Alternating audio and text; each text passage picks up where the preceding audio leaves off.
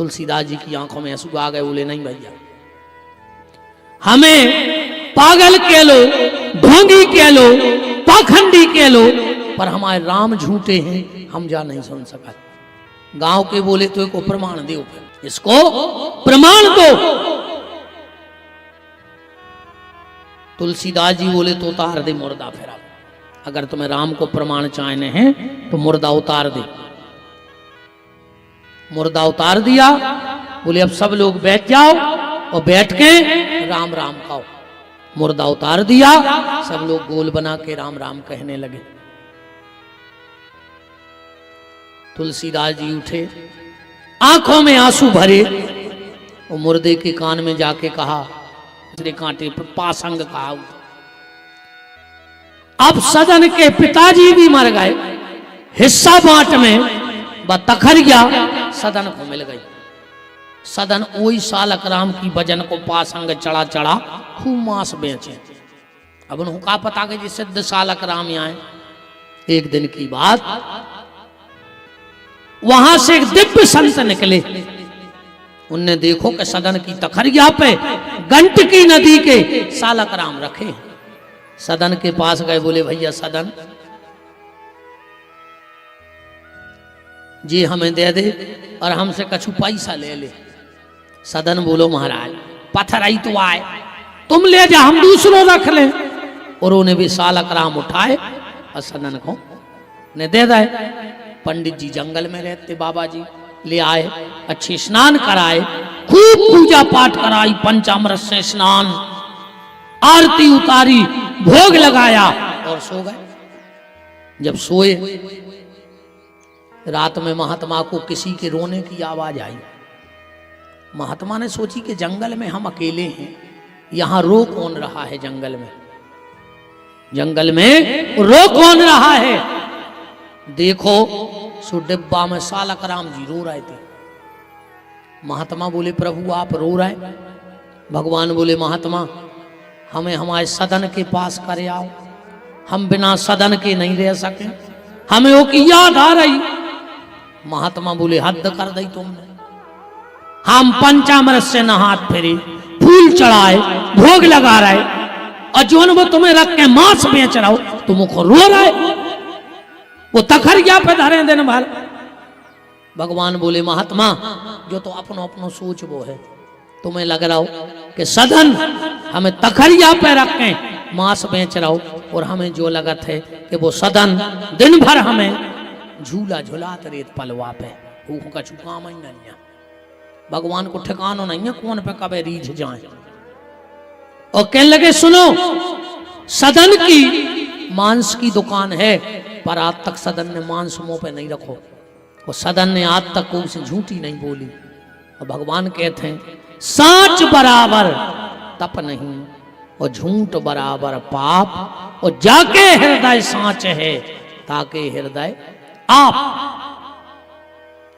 महात्मा ने उठाए भगवान सालक राम, रात में सदन के पहुंचे, कुंडी खटखटाई, सदन ने करके आए, क्या बात है? महात्मा बोले सदन जिनको तुम साधारण पत्थर समझ रहे थे, ये साक्षात गंडकी नदी के सालक राम हैं। सदन की आंखों में तो तर तर अश्रु बहने लगे।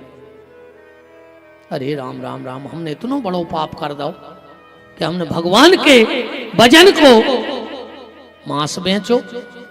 सदन बोले महात्मा अगर हम तुमसे कुछ मांगे तो क्या हमें मिल जाएगा?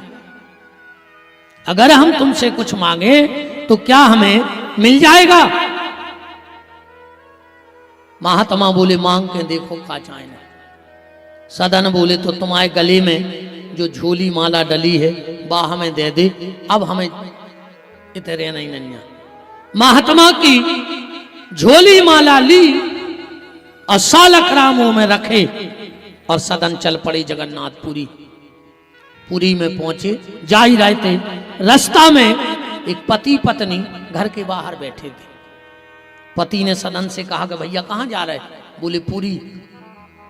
वो बोलो कि अब शाम हो गई है, इतने से 25 किलोमीटर जंगल ही जंगल है और जंगल में बहुत जानवर हैं।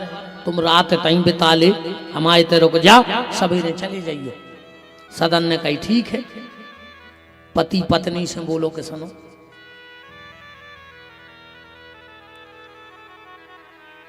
जो आए अपनो मेहमान, वो कमरा है एक, अपन सो जाइए बाहर और एक सुला दिए भीतर। सदन को कहा नींद, पति पत्नी बाहर, आधी रात में सदन अपने कमरा में बैठे थे और जब नारी भीतर गई, सदन ने कही अरे बहन तुम इतनी रात में कमरा में? जब बोली नहीं, हम तुम्हारे पास बहन के भाव से नहीं आए, हम तो तुम्हारे पास पत्नी के भाव से आए। सदन बोलो अरे राम राम राम, ये क्या कह रही हो? वह बोली रुक जाओ एक मिनट, हम समझ गए तुम हमारे पति को डर रहे। वह बाहर गई, कुलाड़ी उठाई और उन्हें पति के टुकड़ा टुकड़ा कर दे सोत में। कहने लगी हमने पति को रास्ता से हटा दो, मार दो। सदन चरणों में गिर पड़ो, बहन तुमने जो कहा करो। तो जब जोर जोर से चिल्लाने लगी बचाओ बचाओ, पूरा गांव इकट्ठा हो गया। क्या बात है? जब नारी बोली कि देखो हमारे पति ने एक रुकबे की जगह दी, इन रात में आके हमारा हाथ पकड़ लो। हमने कही हम पति को जगा दें, इन्हें हमारे पति को काट के फेंक दो। गांव के लोगों ने सदन को बांधो, राजा के सामने ले गए। राजा ने आदेश दे दिया इसके दोनों हाथ काट के इसे छोड़ दिया जाए। राजा ने 2 ही हाथ कटवा दिए सदन के।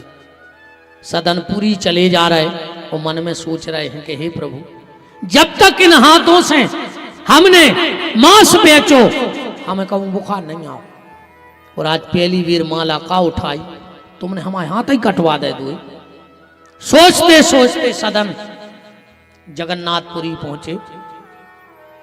आज जैसे ही पुरी पहुंचे, आज जैसे ही भगवान को प्रणाम किया, मानो सदन के 2 ही हाथ कमल के फूल की तरह बाहर निकल आए हों। दोनों हाथ अच्छे हो गए सदन के, भगवान प्रकट हो गए। सदन ने कहा प्रभु एक बात बताओ, अगर मैं पापी हूं तो तुम क्यों मिले, और अगर हम पुण्यात्मा हैं तो हमारे हाथ काय कटे, हमें तो जा बताओ। भगवान बोले सुनो सदन, तुम बनारस के बहुत उच्च कोटि के महात्मा होते, वही जन्म में हमें तुम्हें मिलने तो तुम जंगल में बैठ के तपस्या कर रहे थे।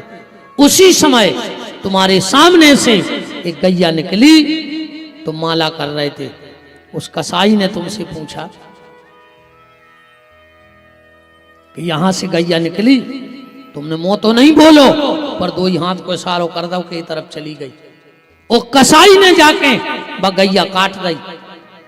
तुम जो देख के आए हो ना कि वो औरत ने वो आदमी को मार दो, वो आदमी आए कसाई और वो औरत आए गज्जा। वो जन्म में उन्हें को काटो, सो ये जन्म में उन्हें को काट कर फेंक दो। और तुमने दोनों हाथ किए इसलिए तुम्हारे हाथ कट गए। तो बनारस का ऐसा महत्व है कि बनारस में जन्म लेने वाले रहने वाले को भगवान का दर्शन जरूर होता है। एक कथा और आती है बनारस की, महात्मा मार्कंडे की चर्चा सुनी होगी। भगवान शंकर ने अपनी आयु का 1 दिन उनको दिया था, मार्कंडे जी को। एक बार का भाव,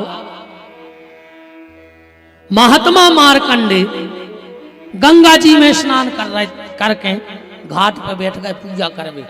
वही समय पिंगला नाम की वेश्या स्नान करवे आई, उन्हें डुबकी लगाई पानी में और जो सर के बाल झड़ाए सो पूरा जल गिर गओ मार्कंडे के ऊपर।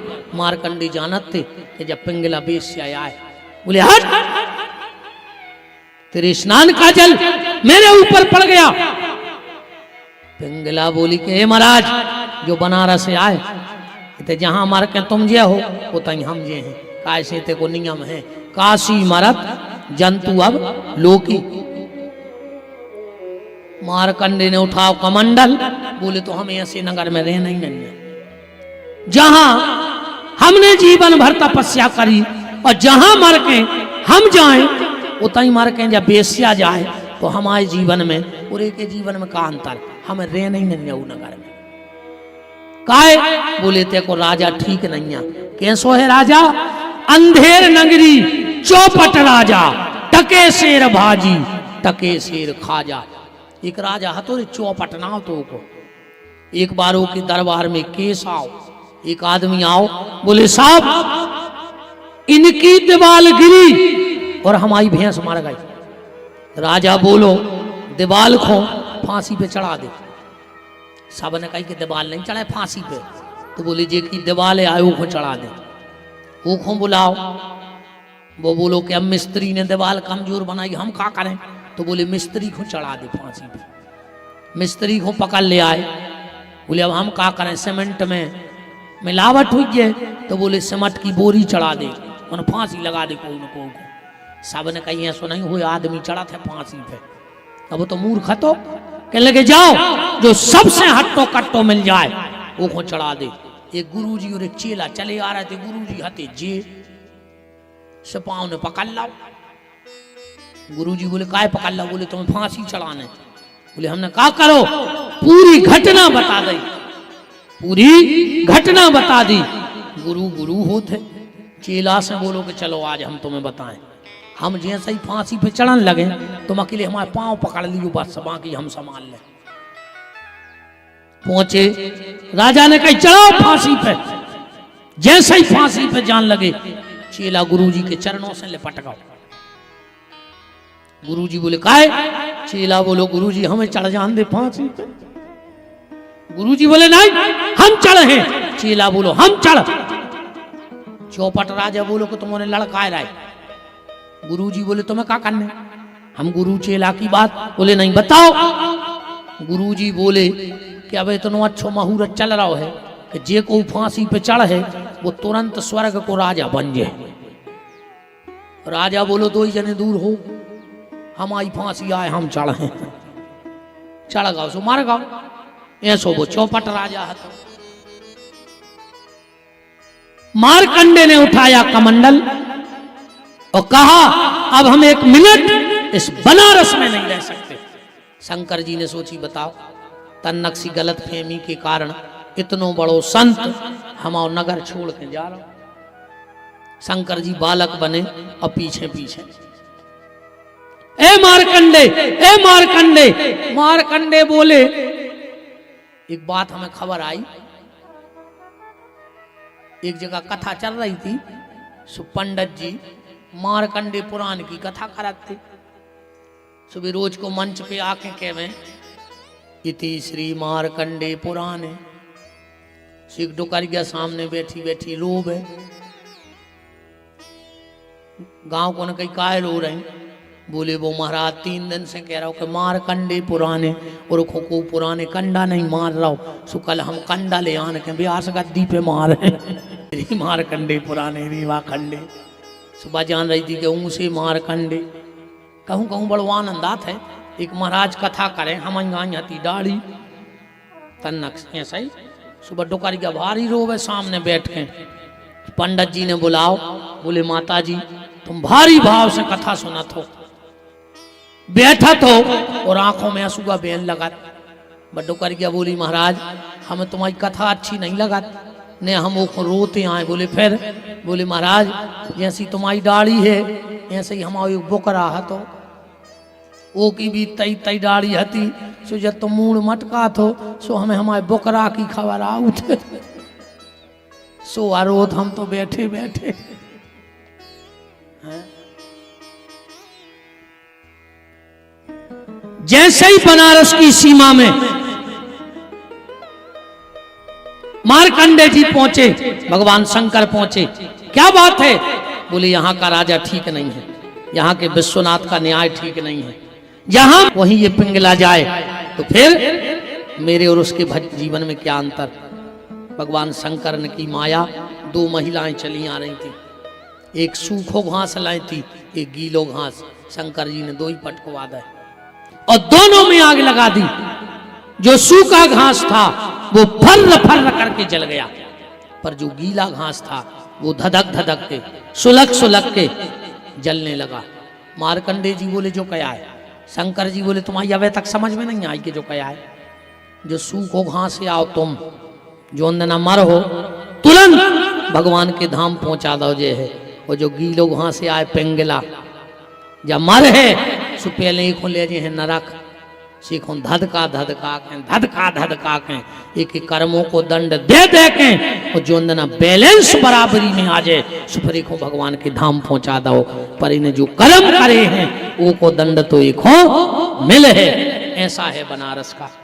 तो माता पार्वती ने कहा भोलेनाथ हमने आपसे वरदान मांगा था कि बनारस में मरने वाले की अधोगति ना हो।